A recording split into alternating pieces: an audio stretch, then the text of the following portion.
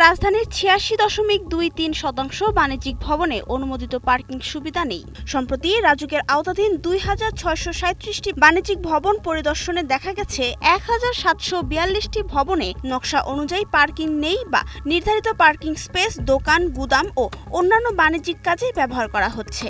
এ অনিয়ম দূর করতে শিগগিরই ঢাকা জুড়ে বড় ধরনের উচ্ছেদ অভিযান চালাবে রাজুক।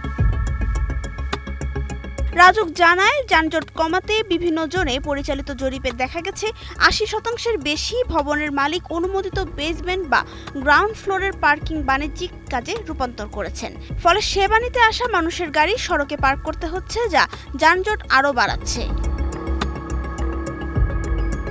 জরিপে ৪৪টি দল ৭ দিনে গুলশান, বনানী, ধানমন্ডি, তেজগাঁও, মিরপুর, মতিঝিল, পল্টন, কারওয়ানবাজার সহ বিভিন্ন এলাকায় ভবন পরিদর্শন করে। এতে ১,০৬৮টি ভবনে স্থায়ী, ২১৬টিতে অস্থায়ী অবকাঠামো, ৪৫৮টি ভবনের নকশা প্রদর্শন না করার পাশাপাশি পার্কিং না থাকার তথ্য পাওয়া যায়। মাত্র ৩৬৩টি ভবনে অনুমোদিত নকশা অনুযায়ী পার্কিং সুবিধা রয়েছে।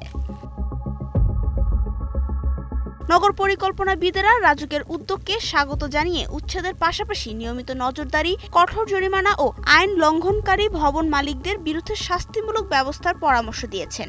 এ বিষয়ে ইনস্টিটিউট ফর প্ল্যানিং অ্যান্ড ডেভেলপমেন্টের নির্বাহী পরিচালক অধ্যাপক আদিল মোহাম্মদ খান বলেন, রাজুকের ঢিলেঢালা নজরদারির কারণেই ভবন মালিকরা পার্কিং স্পেস বাণিজ্যিকভাবে ব্যবহার করার সাহস পেয়েছেন।